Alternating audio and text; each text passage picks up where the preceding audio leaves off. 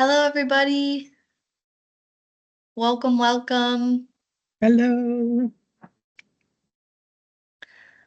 Thanks for joining us. We're gonna let folks join and get settled in before 9:30, and then we'll start probably right on time, just so we can be mindful of everybody's schedules and availability. So,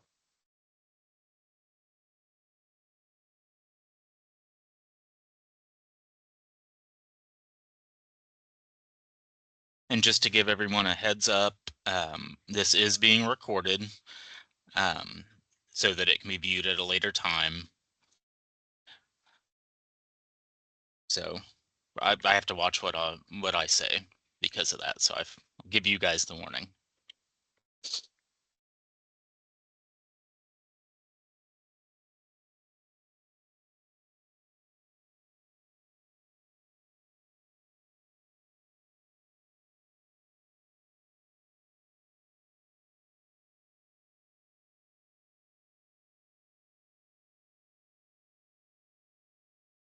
Thanks for letting us know, Shauna.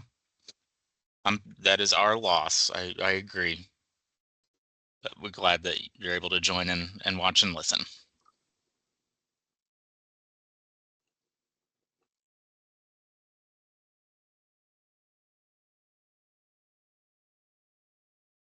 Give folks just another minute or so.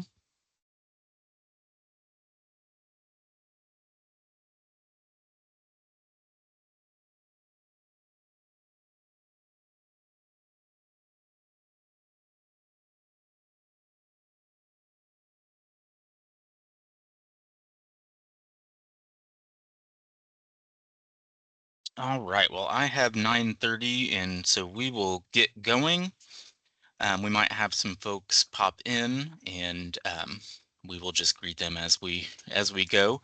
Thank you all for being here. My name is Jim Flatford. I am the ESG and TANF program manager. Really happy to be at this point. We've kind of had a long road with the TANF funds that we've received, and then getting them awarded and out to you, and I'm here to give you a little more explanation as to how those funds work, and hopefully answer any questions that you have remaining. So welcome. I'm glad that you're all here. For today's agenda, like I said, we'll be going through a little bit more of a deeper dive on the topic. We had the overview for the application round, so a lot of these things will be familiar. We'll just be going a little deeper into the topic. We'll go through introductions for our team, some background, some program models that Laura has developed to kind of help give an idea on kind of how to frame the two program models that there are. We'll go through the manual, some resources, and we'll allow some time, hopefully at the end, for some Q&A and maybe some discussion. This is our awesome TANF team. Laura and Wes have been just great to have on board. Wouldn't be at this point without them. They've really taken the TANF program and ran with it, and it's been a joy to kind of sit at the seat here and above them and kind of really just point them in the right direction. But they are great resources. Laura is your go-to for anything programmatic. Wes is your go-to for really anything reg-wise, regulation-wise, or rule-wise. You'll get a preview of that later on from his presentation. Just wanted to give you a bit of background information. I know you've heard this before.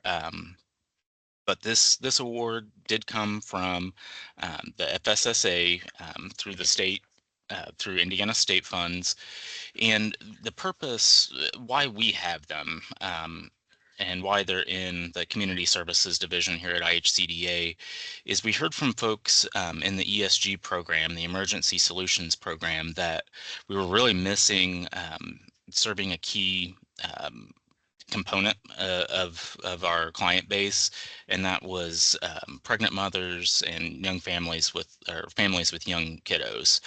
And so our leadership went out to find more funds, and they were able to get a pretty large award from the FSSA, which has allowed us to open this program up to folks that aren't that don't typically receive our ESG funds. And so that's you all. We're excited to kind of open up the tent a little further. Um, you can see for TANF purposes that we're meeting purpose one, that we're assisting families so that children may be cared for in their homes, or homes of their relatives. So really important stuff, and we're happy to have you along with us. And I'm going to turn it over to Laura, and she's going to go a little further into the program. Yeah. Hi, everybody. Good morning. My name is Laura. My pronouns are she, her, and yeah, Jim and Wes are, we make up the TANF team, and I'm so excited to be having this second round of TANF available to you all. So we thought it might be helpful to go over just the rapid rehousing and homelessness prevention program models. And so this is just going to be a very general overview of what a rapid rehousing program consists of and what a homelessness prevention program consists of. Before we dive into that, I do want to let you know that we have the chat feature available for you today. And we also have your mics. You're able to unmute. So if you have a question, feel free to put that in the chat. Jim and Wes are going to be monitoring the chat while I'm presenting and vice versa so that we can answer any and all of your questions. We want this time to be very supportive and a dialogue. So no question is a dumb question. So bring them all. We'd love to talk with you. But I'm going to dive into this, the rapid rehousing and homelessness prevention program models, and this is just a general overview. So we'll get into more TANF specific things here in a moment, but this is just an overview of maybe this is your first time doing rapid rehousing, or maybe this is your first time doing a rental assistance program. This will be super helpful information to you. So what is rapid rehousing? Rapid rehousing came out of a kind of transition to move away from transitional housing, and not that that isn't still a program model that people use, but this kind of came out of a way to want to quickly end someone's experience with homelessness and put them into housing in a more quick manner. So instead of putting them into housing that is temporary, like transitional housing, we are seeking to put folks into permanent housing quickly. Rapid rehousing is often a low barrier program. So we'll get into the housing first model here on the next slide, but it often is founded from a housing first approach. And at its core, rapid rehousing often contains these three components: housing identification, rent and move-in assistance, so that financial piece, and then supportive services. So that often can look like case management or any other wraparound services. Who's it for? Rapid rehousing is typically for anyone. So it could be individuals, it could be families, it could be young adults. If your rapid rehousing program is funded by HUD, that often has to meet that HUD category 1 and 4 definition. And then additionally, sometimes certain rapid rehousing programs can have extra criteria for who they want to serve and prioritize. So for example, our rapid rehousing program is prioritizing families or expecting parents. Again, rapid rehousing is founded in the housing first approach. So that means that programs aren't requiring people to have a job. They're not requiring people to be sober or to abide by religious practices. It's really a low barrier program so that we're seeking to house people first before we require them to be sober or receive mental health treatment.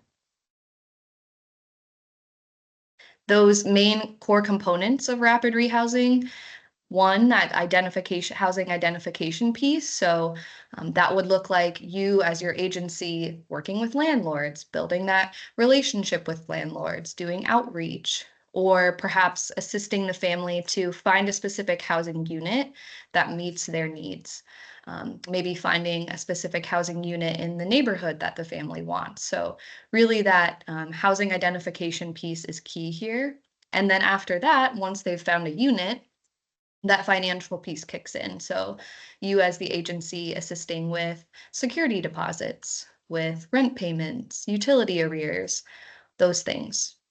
And then finally, once they are housed, that case management piece or other wraparound services.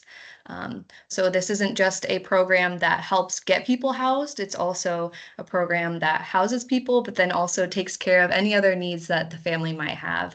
So maybe resolving any other issues that might threaten their housing stability. Maybe they're looking for a job, and as the case manager, you want to help with that. Um, Case management and other wraparound services definitely should occur while the person is in the program, but it could also continue after the assistance ends. All right, and then for homelessness prevention on the flip side, HP, so homelessness prevention programs, typically are more of a proactive solution. And these programs typically help folks who are currently housed but might be about to lose their housing. So we're trying to prevent folks from ever having to experience homelessness in the first place. These programs can often be very low barrier too and follow the housing first model, but we know that some don't. um, and they often, at its core, follow a similar kind of three component feature of participant identification, that financial piece of assistance, and supportive services.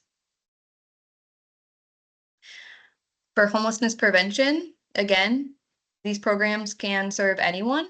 But if your program is specifically funded by HUD, they have to abide by that HUD category 2 and 4 definition. So someone who's at imminently at risk at homelessness, they might be losing their housing within 14 days, or perhaps might be fleeing or attempting to flee a domestic violence situation.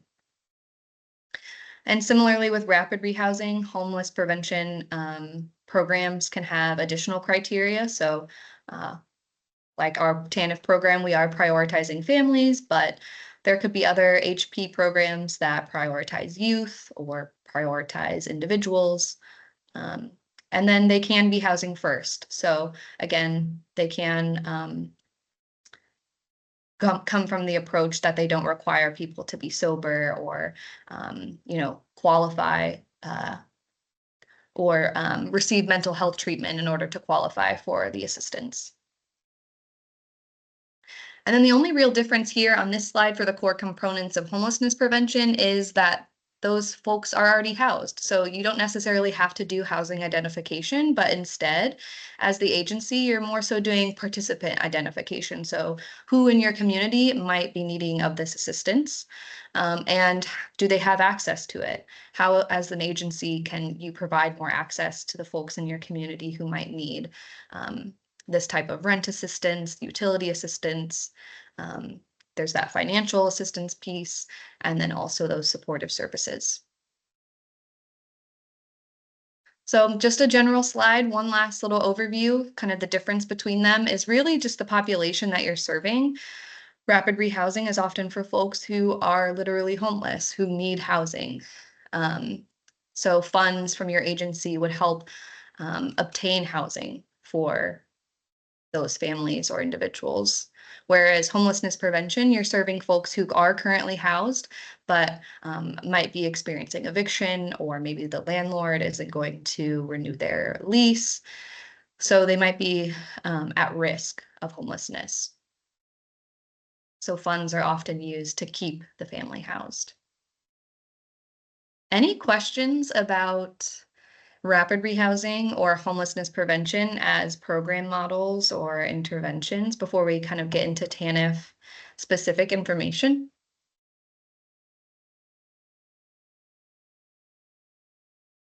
If not, and you're still thinking, you can always put them in the chat. Wes and Jim will be happy to answer them. But we're going to get into more TANF specific stuff. This overview webinar is basically going to go over all the components that are already in the TANF manual. Um, I would say that the TANF manual does have a little bit more description than some of the slides that we put in here. So if there's something that you wanted to dive deeper into, please reference the TANF manual as your main source of answers. Wes and I have been working on the TANF manual for months and months, and we created this manual to be an ever-evolving document. So if you have feedback as you're reading through it, or if you notice that something doesn't make sense or something is missing, please let us know. We want to make sure that that document is the most supportive to you as you go through this award cycle. So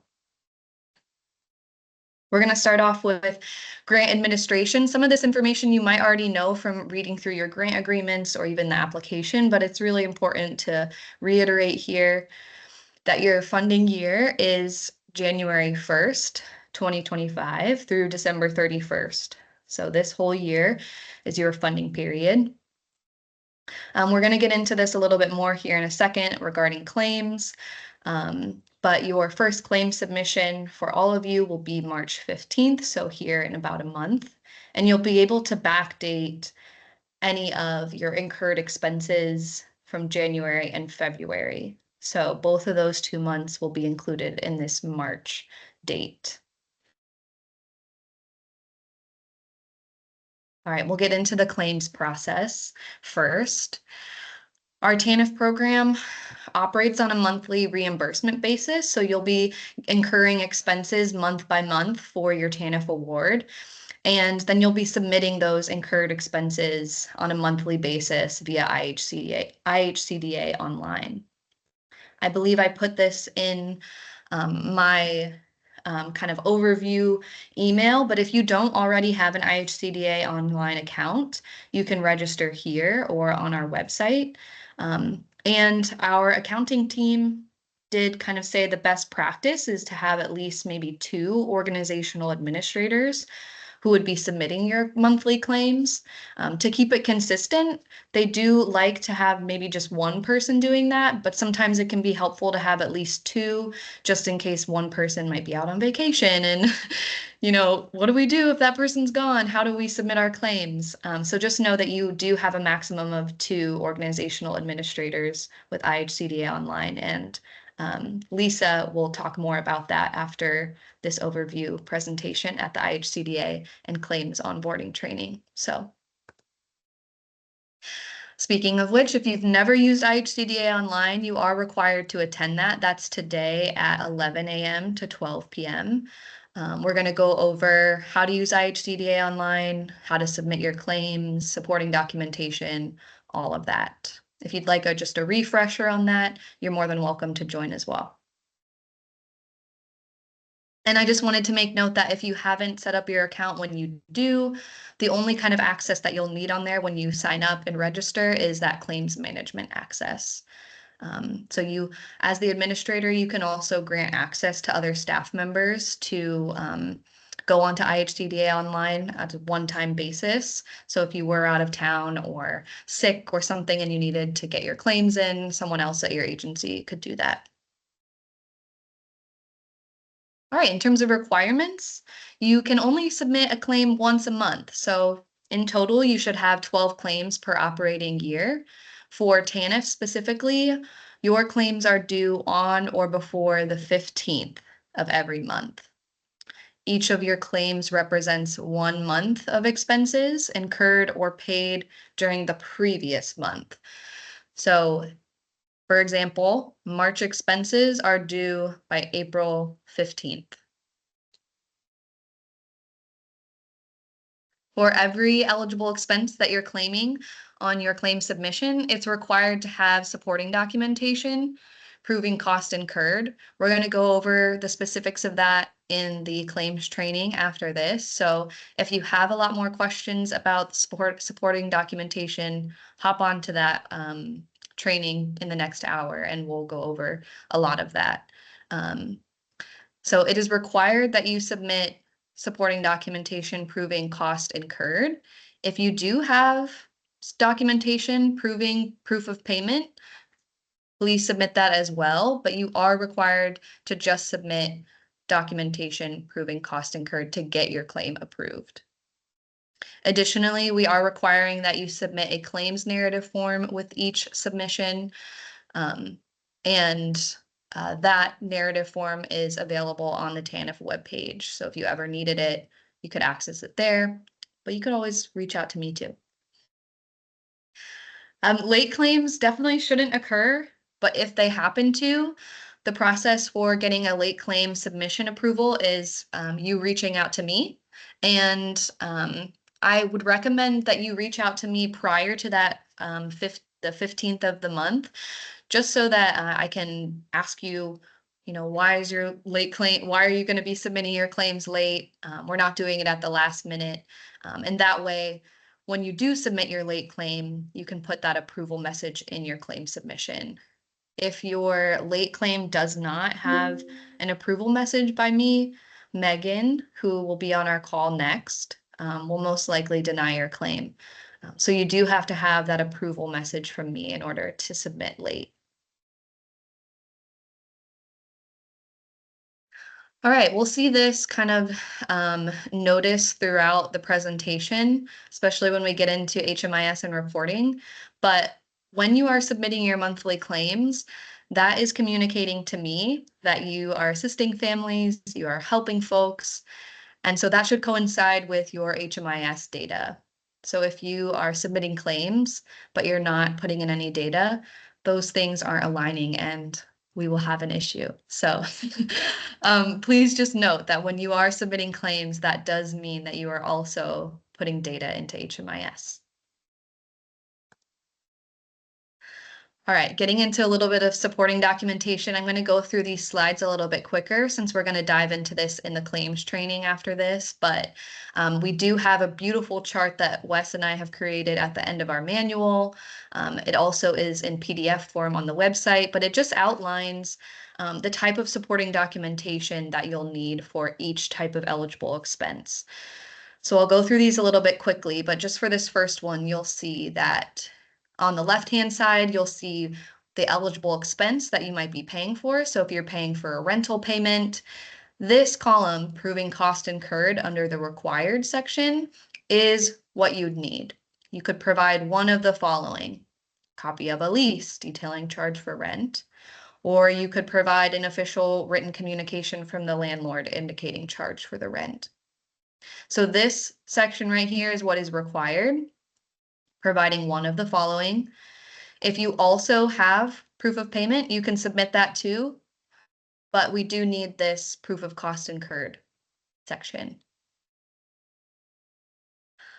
So it just goes through here on the slides that you can reference back what you'd need for rental arrears, utility payments, utility deposits, and we'll go into this more in the next training with Lisa. Direct program expenses, indirect program expenses, and that TANF eligibility determination. So these are all the eligible things that you can spend your TANF funds on. All right. Some of the reasons that we see claims being denied, I would say the third one is probably the most common: incorrect amounts and totals. So what you're putting on your claims narrative form isn't matching what Megan sees in supporting documentation. So just be mindful of that when you're filling out your claims narrative form. Maybe do a little double check of what am I putting on this claims narrative form, and is it matching what the supporting documentation says? Writing notes on your supporting documentation can often be very helpful. And if you do receive a denial on your claim, you will get an email from Megan. She often will let you know that your claim is denied, how much time you have to resubmit, and why your claim was denied. So if you ever need questions, or if you have questions about why your claim was denied, you can reach out to her or me. We'd be happy to provide you some technical support. These are just some resources, so reaching out directly to the claims team. They also have a really beautiful partner guide on how to use IHCDA online. But again, we'll be walking through that in the next training at 11. In terms of your timeline, after you submit your claim and it is approved, The IHCDA claims team, it'll probably take about at most 30 days for the subrecipient to receive a reimbursement. I do want to make note that this is at the time of approval, not the time of submission. So once your claim is approved, then that timeline kicks in of at most 30 days to be reimbursed. All right. So we'll get into this at the end of the presentation too, but just to reiterate, your first claim for all of you will be due by March 15th, 2025. All of your awards are currently open in our accounting system, so you can begin claiming now, but know that those first 2 months of January and February expenses are going to be due by March 15th. I'm going to be sending you all an email after this overview webinar to provide you approval to submit those January and February claims. So be sure to include that approval message in your claim submission. So maybe just take a screenshot of that email and upload it as a document to your claim submission. Okay, I'm going to pause here before we get into anything else. Does anybody have questions about the claims process, about supporting documentation, first claim submission?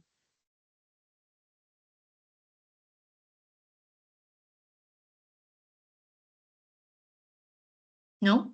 Okay. Well, again, feel free to put it in the chat. We'll keep going. All right. If at any point you will need a budget modification, these are available to you. So we do have this limit here of about a maximum of 3 times of doing a budget modification. But if you get to 4 or 5, that's okay. Reach out to me. We just kind of want to set that limit so that you're not doing budget modifications every other day. For TANF purposes, your budget is pretty simple. And so that means that for your modification, if you need to do a budget modification, you're only moving funds from those larger program component buckets. So taking money from rental assistance and moving it to financial assistance.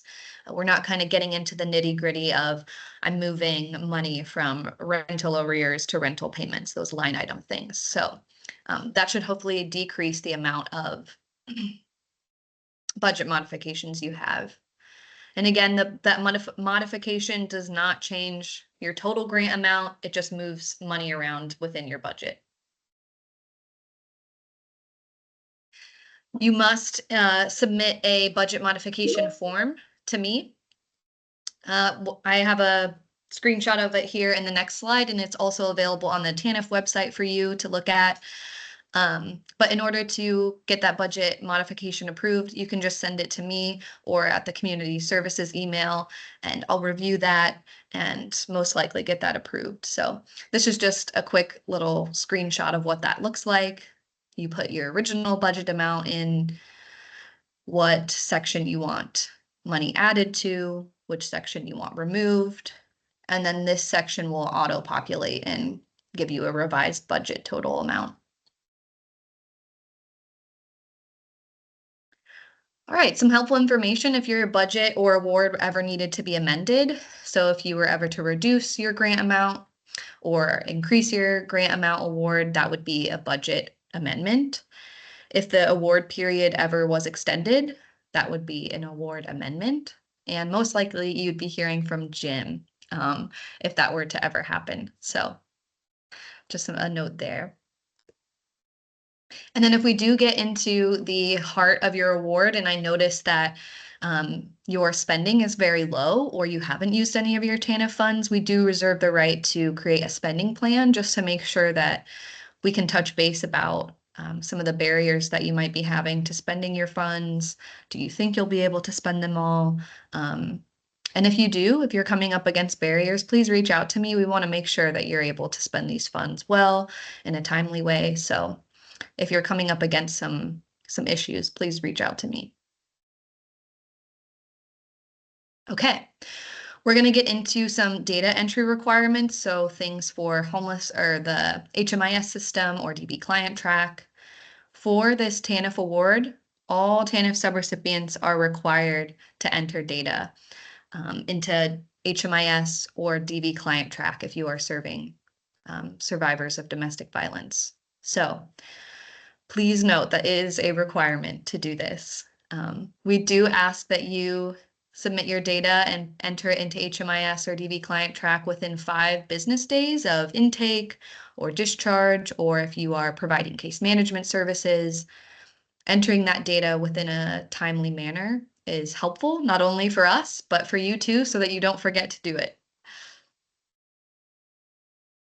We're going to go through and we'll go into depth a little bit more too about this in the HMIS onboarding if you've never used HMIS, but these are the services that you are required to enter into HMIS, starting with entry dates and exit dates.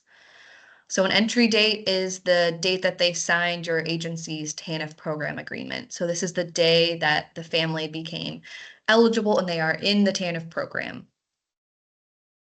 The exit date is the date that their TANF assistance ended or is projected to end. So I have a few examples, and it requires some audience participation just to see if some of this is sinking in with you about entry and exit dates, because I've gotten a lot of questions about these when they're doing HMIS, depending on the scenario. So example number 1 would be a family comes into your agency on January 1st. They're about to be evicted from their home due to unpaid rent. After meeting with the case manager determines that the family is eligible for TANF HP assistance. The agency assists the family covering rental arrears from October to December and January's current rent. When would be the entry date that you'd put in HMIS? You can put it in the chat. You can unmute. Yes, January 1st. So that's the day that the family became eligible for the program and the agency started assisting them. Amazing. Robin, Ashley, you knocked it out of the park. What about the exit date? What would be the day that they would exit from the TANF program?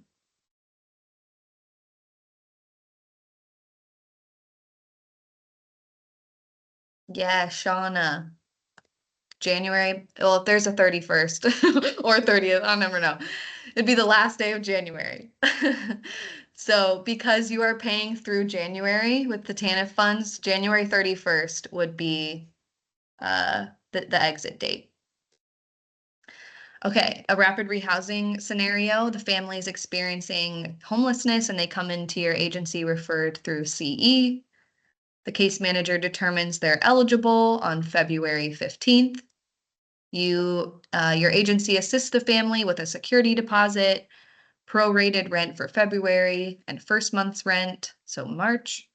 And then you also intend to help assist the family in April and in May for their rent. When would be the entry date for this family in HMIS?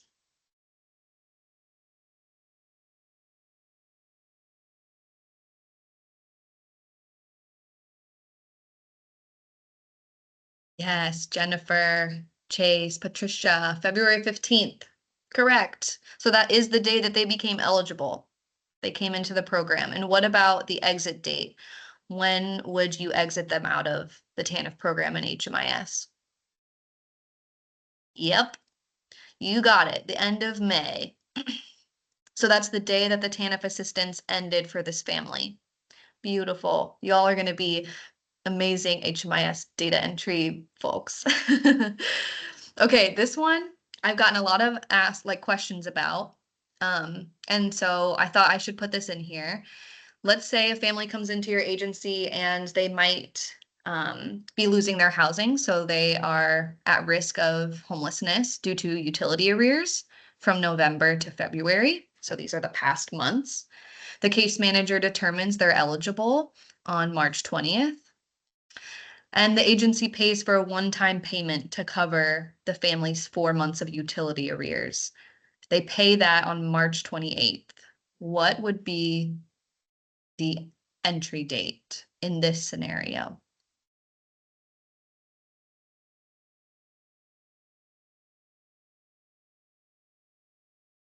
Yes, Robin. March 20th. So that's the day that they became eligible. Now, this is kind of where folks have questions. What would be the exit date? Yes, Jennifer has got that right. So March 28th. So that's the day that the agency made the utility arrear payment. So I've had questions where folks say, well, should I backdate the date that I put in HMIS to reflect the months that we paid? Or should it be, or should the dates reflect the small window of time that they were in the TANF program and that we assisted them? And the latter is the answer. So the time that they were eligible for TANF is the entry date. And for just arrears, since it's a one-time payment, the day that you paid the arrears is when they received the assistance and also their assistance ended because that assistance was paid for in a one-time payment. Does that make sense? I hope it does. And obviously, if you have questions when you're doing HMIS data entry, let me know. But I thought walking through some of those scenarios would be really helpful in these scenarios. Okay. Laura, Hey, Additionally, yes, we had a good question from Robin. Can we put exit dates in advance in HMIS? Is that yes, yep, yeah, you can. Yep. Which is helpful because sometimes you don't want to have to go back or go back to do it later. So you can do that, Robin. It's a good question. All right. So we have the entry and the exit date. We also are requiring that you put services, so what you are actually providing to the family in HMIS. So that might be rental assistance, that could be your security deposits, that could be your case management time.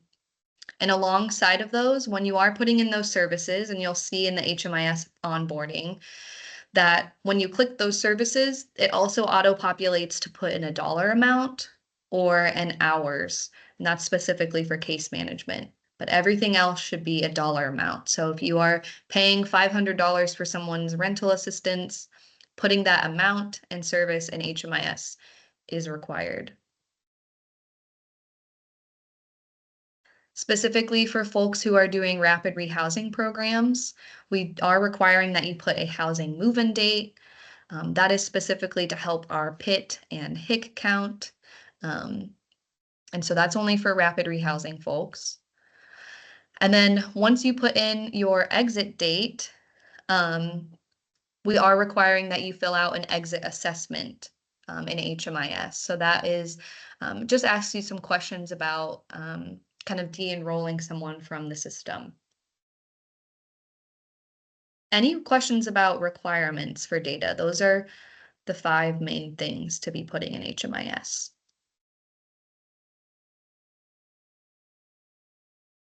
All right, those things are super important because I'll get into it here in a moment about reporting, but those are the data points that I am most likely reporting on to FSSA. So if you are not putting any data into HMIS, I have nothing to provide to FSSA, and that's not good. So, and then again, if you are submitting claims, that also means to me that you are also putting HMIS or DB client track data into the system. So if those things are not corroborating, that's not good. So I'll have to talk to you about it. Okay, this is for later down the line, but once we get to our closeout process, we are going to be requiring that you run a CAPR or a data quality report. If you've never run a CAPR, we have a beautiful instruction manual on our IHCDA website on how to do that. And then we do also encourage you to maybe run a CAPR here and there, once a month or quarterly, just so that you can address any data quality issues that you might be having in your HMIS system or DB client track. If you are in the system and come up against any questions or maybe something is confusing for you, or you can't find something on there, you can always reach out to the HMIS help desk or the DB client track help desk. Our HMIS team is super, super helpful. Any questions before we keep going? We are going to be addressing some more things in depth too if you have HMIS questions in the HMIS training on Wednesday, so tomorrow.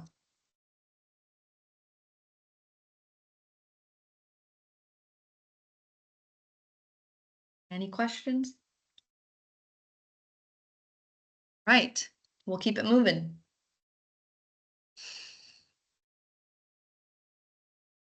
All right, we are going to talk about coordinated entry and how it applies to the TANF program. We're specifically talking right here on this slide about rapid rehousing projects who are using the TANF program as match for ESG. We have a few slides at the end of this presentation about using TANF as match for ESG. So if that's something that you intend to do, please stick around for those last few slides of this presentation. But if you are using TANF as match for ESG, you are required to use the coordinated entry system when you're selecting the families that you're assisting. And that is simply because ESG requires you to use CE. So the families that you are assisting and then going to be moving into the ESG program have to coincide and have to align with the ESG requirements and regulations. But if you are not using the TANF program as match, we are still encouraging and almost requiring, but mostly encouraging you to use the coordinated entry system. Please use that as your baseline.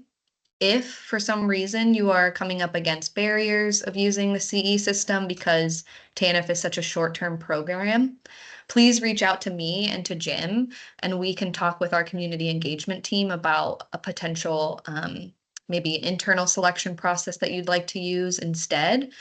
But really, you should be using coordinated entry. We haven't had too many other agencies have issues with it, so please be using CE for rapid rehousing.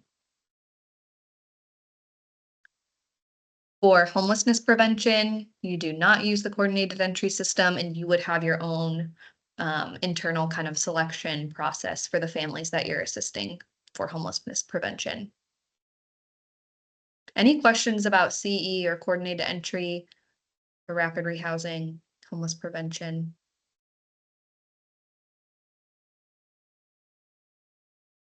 Okay.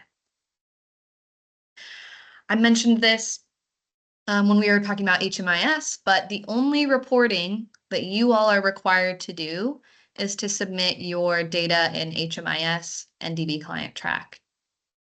Again, the only reporting that you are required to do is submit your data into HMIS and DB client track.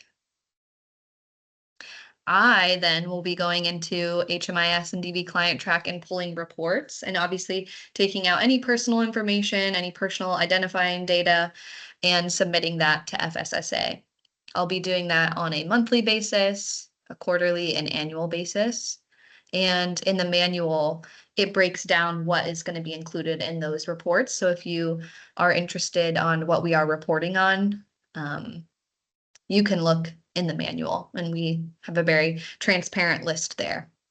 So again, if you are not submitting your data and entering it into HMIS or DB client track, then I have nothing to report on, and that's not good.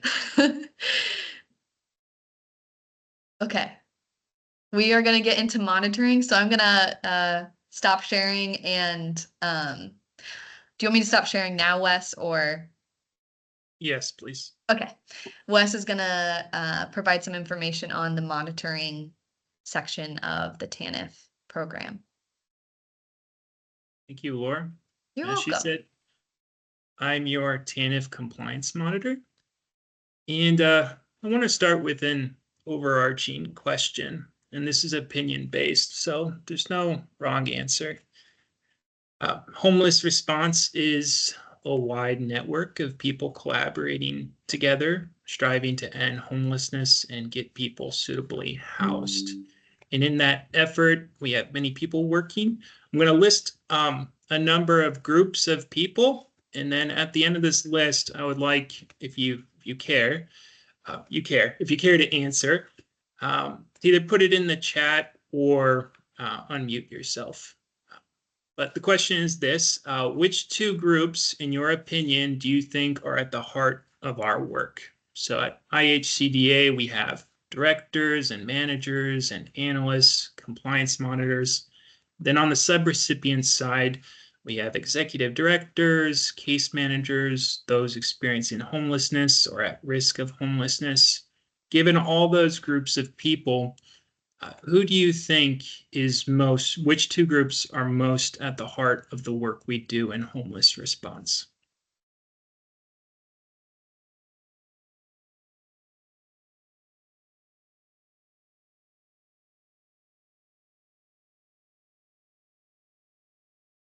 Do we write it in the chat or do we just say it?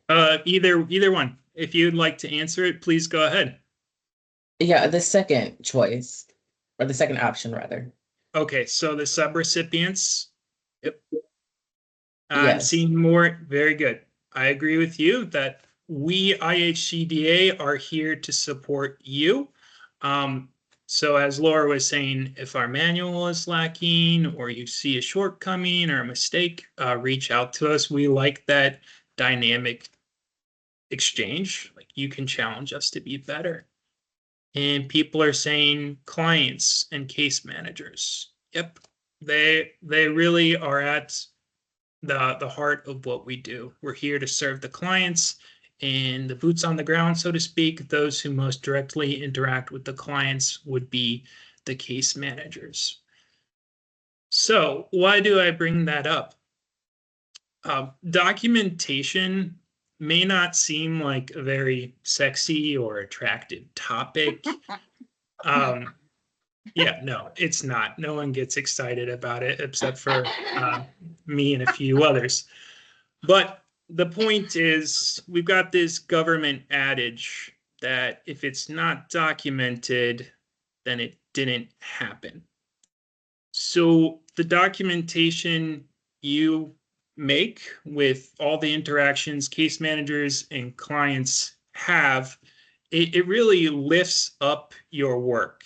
That and capturing all the data in HMIS, as Laura mentioned, if you're doing good work, let the paper trail show that. And so I'll come back to these thoughts in a moment when I speak to client files. But I just wanted to put those thoughts out there. Clients and case managers are at the heart of what we do. And documentation can actually be an ally for you. It affirms the good work you're doing. Now, monitoring might get a bad rap, but I'd like to reframe that. So monitoring, let me open my slides now. Okay. We're monitoring you for a few reasons. Again, we want to witness the good work you're doing. We also want to check that you're being compliant and following all of the regulations. And it can also be an opportunity to improve processes and promote best practices. When we do a monitoring review, we'll take one of two forms. Sometimes it's a limited review, which means we'll review a sampling of your reimbursement claims. Typically, we choose about 3 or 4 of them from the award period and review those. And we also take client files and review them start to finish. So your client file is every document that you accumulated while serving a client. So at the start of your client file, we should be seeing homelessness documentation forms, income eligibility. For TANF, we'll want to see Indiana ID or driver's licenses. And then later in the process, we'll see things like assigned lease, RAP contract, rental assistance payment contract, and HQS inspection. So a lot can be contained in a client file. If we do a full review of your TANF award, it would be everything I just described, the client file review and the claims review, but we'll also review the agency-wide policies and your accounting policies. I'll pull some data from HMIS as well. In terms of formats, most commonly these days, we're doing desktop reviews. So we set up a nice Microsoft Teams shared folder, secure, confidential. You and I only will have access to it, and you'll submit documents to me that way. And we'll correspond by email, phone, and video conference to accomplish the monitoring. We also have on-site monitorings. From time to time, we do. So a few weeks in advance of my visit, I would consult your organization's schedule, and we set up a day and time, and you would have all the documents ready for me to review upon my arrival. Mostly I'd be working alone, but if documents were missing, then I would contact the specific person. So, and not everything will be resolved that day, but the bulk of it, and then we'll finish the rest of the monitoring virtually. Not all awards are monitored, so keep that in mind. A quick overview of the process. So if this was a full monitoring, first step is I email you a monitoring notice. I like for this email to have all of the steps in a nice chart with your various timelines and the places where you need to submit your documents so that you as an organization, you can see A to Z and plan your time and your efforts accordingly. The entrance conference, this is a 20-minute Zoom meeting. I provide an overview of the monitoring experience. I do some research in advance, like what types of awards you've had in the past. I'll read your website and get to know the people most responsible for the monitoring. And it's an opportunity for you to ask questions. The main body of the monitoring review is you submitting the documents to me, and I review them, and we correspond as appropriate to make sure you're fulfilling all the requirements. But if things were missed or mistaken, then I'll start making note of those items for the monitoring report. The exit conference is another sit down where I discuss what I've found with the monitoring review. And I like to take kind of an alternative approach to the exit conference. If there are findings or concerns in your award, then let's problem solve together. A finding is a more severe infraction where clearly something was neglected, you didn't follow the regulation or stipulation in your award agreement. Whereas a concern is of less severity. Maybe something it was a suggestion that we had and it wasn't followed, or you followed the guidance most times, but on a few isolated incidences, you were non-compliant. Back to my point, though, I'm not in your organization doing the day-to-day work. You are. So I want your input on, we need to write a corrective action. What would be most helpful for you to do to correct the problem and to improve programmatic performance and to reach full compliance? So I really enjoy the exit conferences most because we really get into the content and and we can strategize together on ways to improve.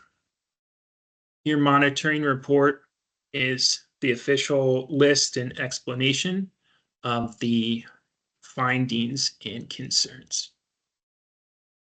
And should your organization really struggle to perform, be compliant at a basic level, we would draft a project improvement plan or a PIP for you.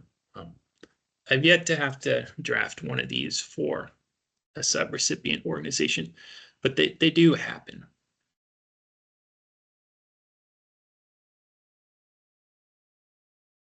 Okay, so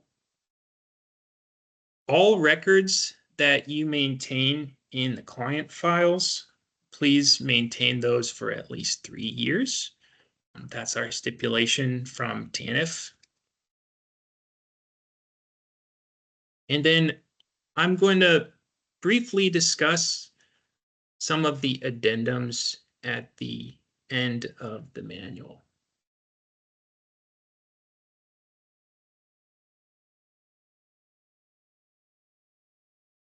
Okay, so here is the TANF manual. If you have yet to visit our webpage, I would encourage you to do so. Yeah, we have it housed here, and I'll come back to this webpage to show you a few other resources in a moment.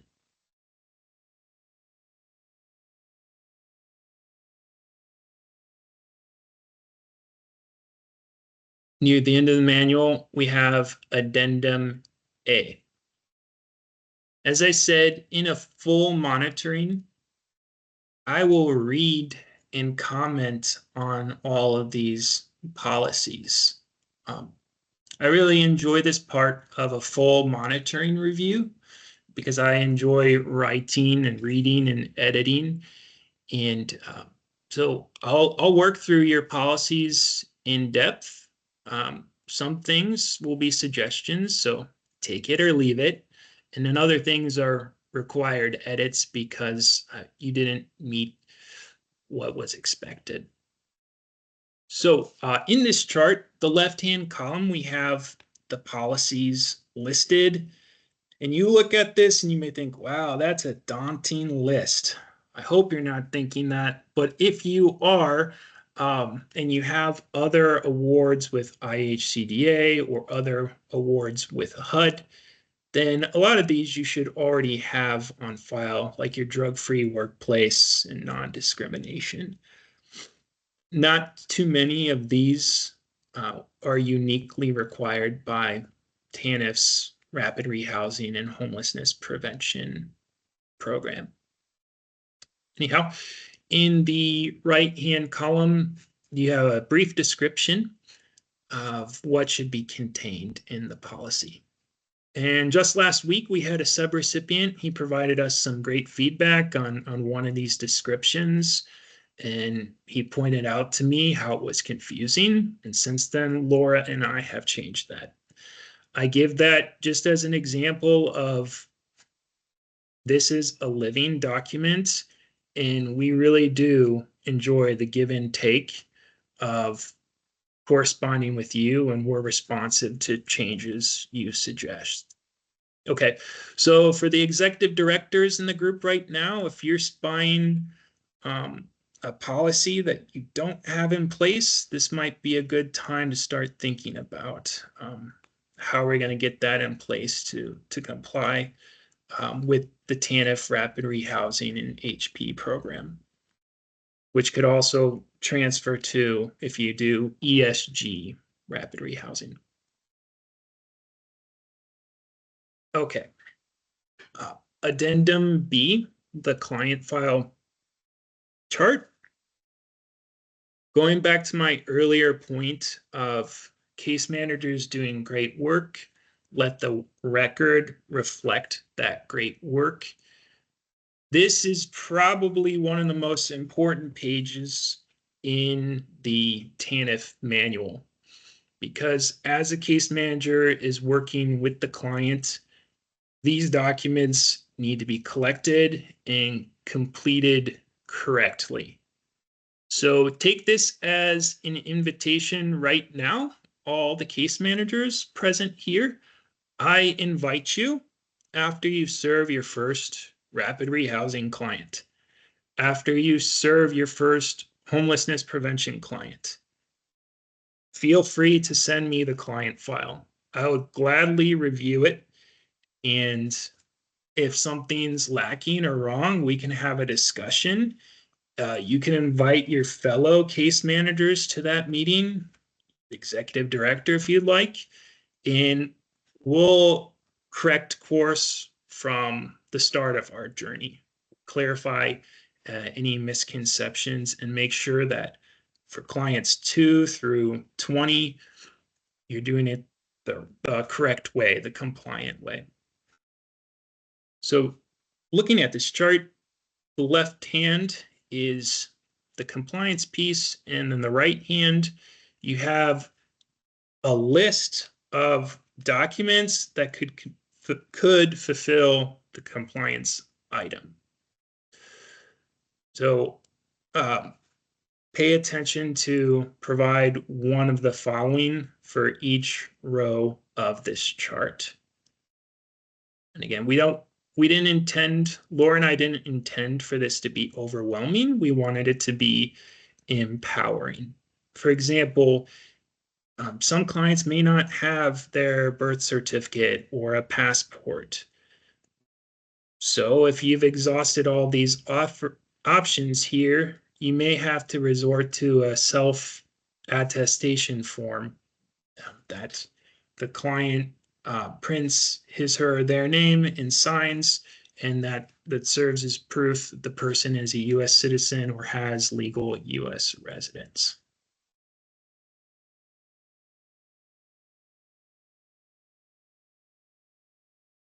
Anyhow, again, reiterating my point that this is probably something that a case manager should be referencing all throughout the workflow, just to make sure that for each step of the process, the necessary documentation is gathered.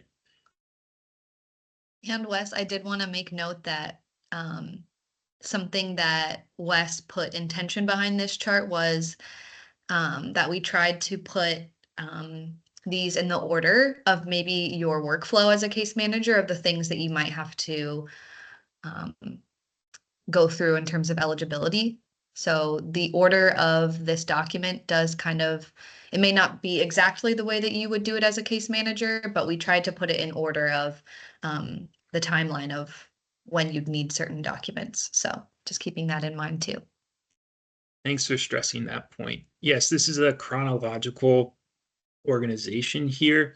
And I guess the main stages of the workflow would be intake and participant eligibility determination.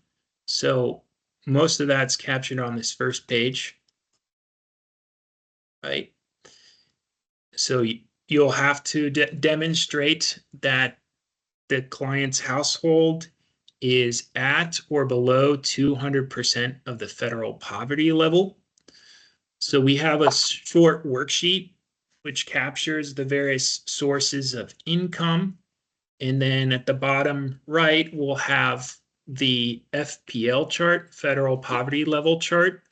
And it's just a quick way of demonstrating that the household met the eligibility for income.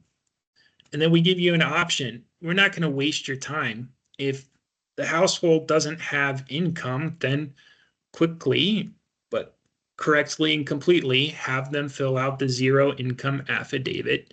And that serves as proof that the household is income eligible. And to go with that, if the household does have income, you're capturing those or making copies of the pay stubs, the SSI benefit letters, child support, whatever the different sources of income may be. We want you to get copies of those income source documents. So once you've established that the client is eligible, have the client sign a program agreement and a grievance and termination policy. Quick comment on these two items. These are the only two items on this checklist that are not ready-made for you. We didn't write the program agreement because we wanted you, the subrecipient organization, to put some thought, like what are the client's responsibilities and rights as a participant? As a subrecipient organization, what are my responsibilities toward the client? So that could be a good body or organization for your program agreement. But yeah, recently I've been doing some monitorings and we weren't seeing as many program agreements as we would have liked. So Laura and I created a sample program agreement, which you can now access right there by the link. And you'll also want to have some clauses as to if the client is terminated, what kind of appeal process does the client have? And if the client has a grievance against the subrecipient organization, how can the client lodge that complaint and how will it be handled? After those components, we get into unit eligibility. So for units receiving TANF assistance, you're going to check for rent reasonableness and fair market rent. So we've placed the links for the two websites right here. For fair market rent, please be sure you're using the appropriate year. And then once you choose the year,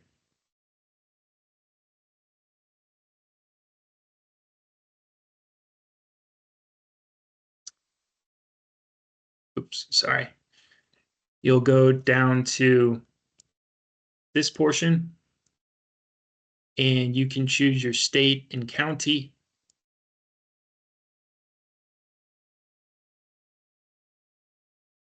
And you'll have the fair market rent. And oftentimes it doesn't look like this, giving specific zip codes. Let me give you a more typical example. Sorry about that. Wes, I think you can click on the zip code that where the unit is too. That's true. Like if it does open to that big list, you can click on the specific zip code where your unit is residing in, and it'll bring up a smaller chart like this too. Thank you. Yep. So you can do that, and then oftentimes the county will be more like this. Yep. And if you're a case manager and you're maintaining paper client files, and you know St. Joseph County, for example, you only serve clients in St. Joseph County, there's no reason why you couldn't print off a small stack of this document here and keep that on your desk. And whenever you have a client, slip that into the client file. And this serves proof that you considered fair market rent. And it will also serve as proof that the unit's rent was at or below the fair market rent. Similarly, we have a website called affordablehousing.com. This will allow you to do a rent reasonable valuation. So if you need access to this website, you'll email Jim Flatford, and the account is free. And you'll run a comparison of the unit in question to 3 similarly sized units in the same market. And it will give you a range, let's say $900 to $1,200. The unit in question has to be at or below the higher end of the rent reasonable range. So that in this case would be $1,200. And if you need help learning how to run the rent reasonable valuation, Laura's created a great step-by-step of how that's done on affordablehousing.com. So you'll want to write that down as a to-do list item. If you're new and you don't yet have access to affordablehousing.com, please write that down to reach out to Jim to get access to affordablehousing.com. And then you can just also, I put this in the chat, you can also reach out to me as well. So both Yep. Jim and I have the ability to make an And account for you. me as well. So all three of us now can give you access to that.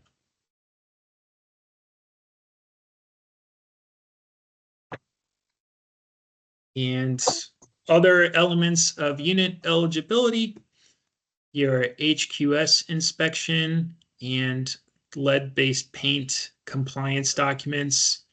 The exemption form is required for every unit, including homelessness prevention units that are only receiving arrear payments. Lead-based paint exemption form has to be completed for every unit. If the unit is not exempt, meaning most likely that it was built prior to 1978, then the next two items will be required: the disclosure form and the ongoing maintenance. Okay. And the remaining documents are: unit has been approved and you are going to move forward with the assistance for the client. So you'll need to have a lease. For rapid rehousing, you need to have a request for unit approval form. This form is signed by both the client and the landlord. It gets some preliminary information from the landlord. The client signs that the client received an unsigned copy of the lease, and then the client will bring that lease back to the subrecipient organization and proceed with drafting. Well, it's already basically filling out the RAP contract, the rental assistance contract. And then these remaining pieces, the case management notes and the service notations, those should be ongoing. And Abigail is going to teach everyone how to do that tomorrow, Abigail and Laura, during the HMIS session. And also completed in HMIS is the exit assessment. Hey, Wes, Yes. we have a question on your favorite topic, lead-based paint. The question in the chat is, if the building was built before 1978, but the property manager has certified that they've tested for lead-based paint and it's negative, do they still need to do the 2 follow-up forms? Okay. Yes. I'm not answering that question yet with that yes. Yes to the fact that I love this question and we just had this question come up, so it's a really good one. Thank you, Mary. So we're not going to always be there with you. I know you know that. So I want to go to the form to find the answer. Here is the answer. All right. It depends is the short answer. Did an Indiana licensed lead-based paint inspector certify that the unit is free of lead, or did the landlord? So, okay, let's look at the exemption form.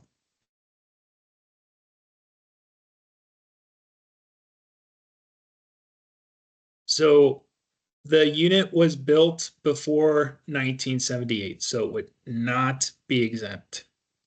And I'm assuming it's not a 0-bedroom unit and it's not dedicated elderly housing or housing dedicated for the disabled. So on the first, second, third, and fourth elements, the unit is not exempt.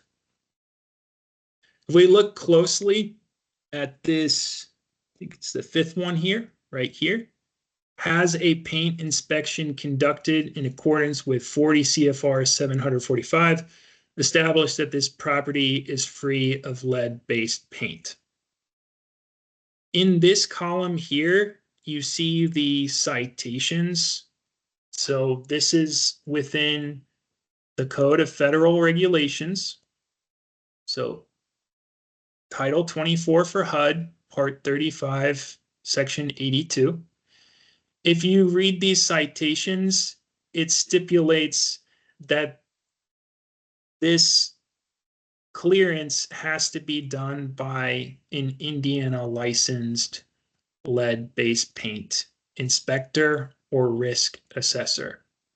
So if that is the case, that an inspector actually certified that the unit is lead-free, then you could mark yes and be done with it. You would only have to include this exemption form. But if it was just the landlord who did it on an uncertified, unlicensed basis, then that would not count, and you would have to do the exemption form along with the disclosure and the ongoing maintenance of lead-based paint activities. So great, very technical and great question, Mary. And we just had that come up in a monitoring. Go ahead, Jim. Would they need to get a copy of that clearance? Your microphone, Jim. Yeah, we heard the question. Yes, they would need to get a copy of the clearance from the inspector, and that would be attached to the exemption form. So, yep, good one, Jim. Okay, I see another question on HP participant eligibility worksheet. Is proving homelessness at risk HP. What is HH standing for there? I'm sorry. Household. Oh, household. Thank you. Okay. 14 days away from eviction critical versus 30 days, for example. Yes. The 14 days is a must. That is what makes them the category 2. So that is, they have to be within 14 days of losing their housing. Thank you, Jim. All right, Okay. I'm going to share my screen and quickly go through the rest of our presentation. We're going to get into that participant eligibility and information regarding what you can use the TANF funds for. This is something that was listed in the application and information on the TANF website, but I think it's really helpful to go through it once more. Prior to that, we do want to make note of PIT and HIC participation. So if you are administering a rapid rehousing program, we are requiring that you participate in the point in time count and housing inventory chart. And we know that the PIT count just happened in January, so we would be asking you to participate in next year's PIT count. If you have any questions or you don't know who your PIT coordinator is, please reach out. We have a list on our website. I know Jennifer, she's in the chat. She's a PIT coordinator, so perhaps get connected to her if you are within her region. But it is a great way to connect with other people in your region as well. For grant closeout, these are the 3 things that we are going to expect of you. So all of your funds will be expended. You'll submit your final claim, and then you'll submit to me that CAPER data quality report. So pretty simple, but that will come in time. Okay, we are going to move into participant eligibility. So these are things that you should already know about the program, but just to reiterate that in order for a family to be eligible, they have to be a U.S. citizen or legal resident of the U.S. residing in Indiana. It has to be a family, so someone that is including a parent, grandparent, caregiver to a child under 18, or it could be an expectant parent. So FSSA is really wanting to focus on families here. So the people that you're serving with these funds have to have a child in the home or be an expectant parent. And then additionally, the income eligibility is at or below 200% of the current federal poverty level. Now, specifically for rapid rehousing, we are requiring that everyone meet these three that we just talked about, and they either have to be experiencing homelessness, so that HUD Category 1 definition, living in emergency shelter or a place not meant for human habitation, or perhaps they are fleeing or attempting to flee domestic violence. Now, for homelessness prevention, again, they have to meet these three eligibility criteria, and they either have to be at imminent risk of homelessness, so that HUD Category 2 definition, that 14 days away from eviction or losing their housing, or they are attempting to flee a domestic violence situation. All right, Wes went over that addendum B. So regarding client files, it is your responsibility as the subrecipient to make sure that everyone that you are serving with these funds are eligible for them. In terms of eligible costs, what can you spend your money on? We have 4 major buckets, and we're going to dive into each one. For financial assistance, you can use these funds for a security deposit. You can use it for last month's rent, and you can use it for a utility deposit. These are sometimes often done at the same time, but not necessarily. Additionally, under financial assistance, you can pay for utility payments. This is per household and per service type. We're going to get into the service type here on the next page. There are 4 different services that you can pay for, and so this is per service type. Utility arrears, that's a one-time payment, and these services cannot exceed 4 months of service. If you do pay a partial payment, unfortunately, that does count as 1 month out of the 4. Okay, so for example, you could pay for 4 months of all utility arrears. That's your 4 months of utilities. You could pay for 2 months of utility arrears and 2 months of current payments. And this is for each service type. So you have 4 months of gas that you can take up, 4 months of electric, 4 months of water, 4 months of sewage. Any questions on that? You can put it in the chat. Moving on to rental payments. So this is rental assistance. Similar to utility, they have that 4-month cap. You can pay for up to 4 months of rental payments per household. You can also pay for 4 months of arrears. Those are similar to utilities that are in the same 4-month cap. You also can pay for prorated rent, that is allowable, but prepaying for future rent is not allowable. So if a family comes in and they want you to pay for February, March, April, May's rent, that's allowable. You can pay for all those 4 months, but you can't pay for all of them at once. You have to wait until the first of the month or when those other months of rent are due. So you get to March and you pay for March. You get to April, you pay for April. You can't pay for all those 4 months right now in February. So for example, you could pay for 3 months of rental arrears, 1 month of rental payments, 1 month of rental arrears, 3 months of current payment. So any of these combinations, it just cannot exceed that 4-month cap.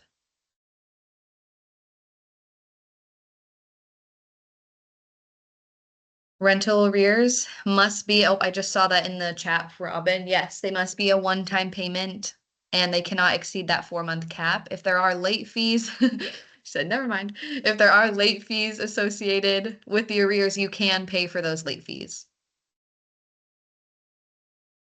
Okay, all rent and utility assistance cannot exceed that 4-month cap, and they must be in the name of the client receiving the funds. We do have a few exceptions that we have on the next slide, but for the most part, these need to be in the name of the client that you are serving.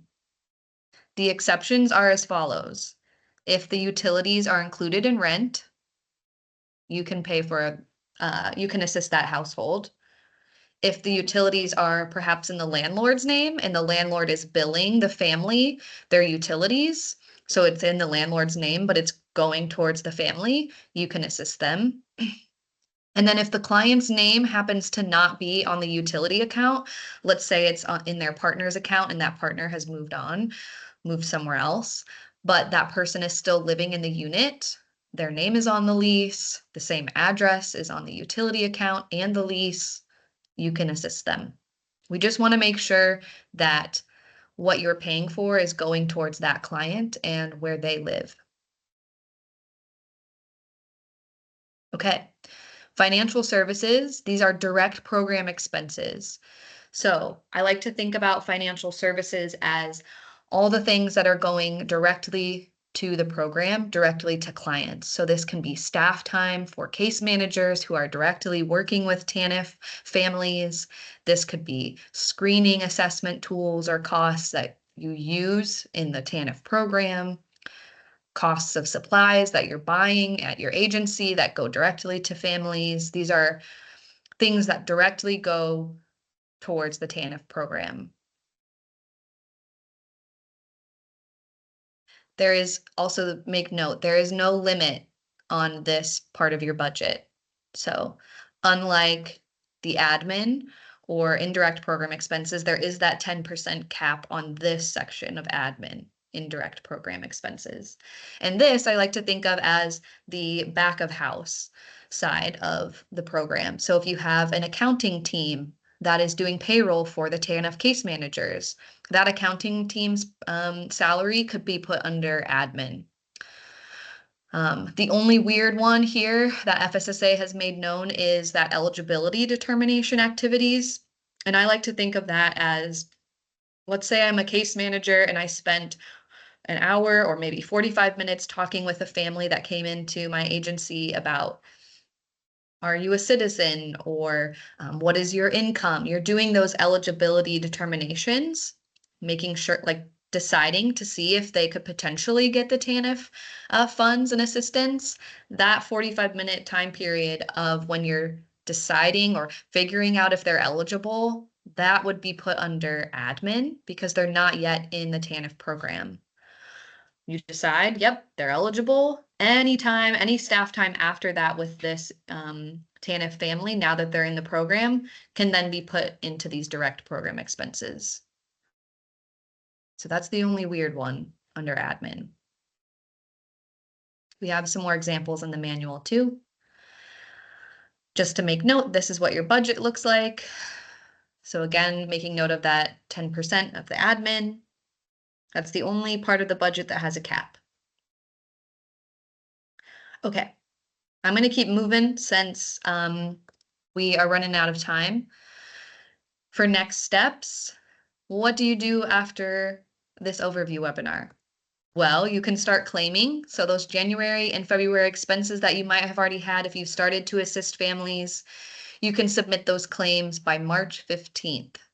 If you need late claim approval or if you have questions, please reach out to me. I'm going to be, again, sending out an email to all of you with an approval message in the email. Please take a screenshot of that and upload it with your first claim submission. So again, this first claim will include January and February's expenses. Make sure to include the claims narrative form in this claim submission, your supporting documentation for each eligible expense, and then that claims approval email from me. If you want to stay on, right after this, we're having the IHCDA and claims onboarding webinar until 12 p.m. I know I've kept you here. If you want to hang out with me all day, you can. Or you can join on Wednesday too for the HMIS onboarding. That'll be from 1 to 2 p.m. And then if you are assisting families already, please begin entering your data into HMIS and DB Client Track. Okay, any questions? We have a few minutes left. These are our emails. These are our beautiful faces. And again, I know I also didn't make note of this, but I'm so sorry about the having to reschedule this. It was a big ol' whoopsie on my part. So thank you for your understanding. Any questions?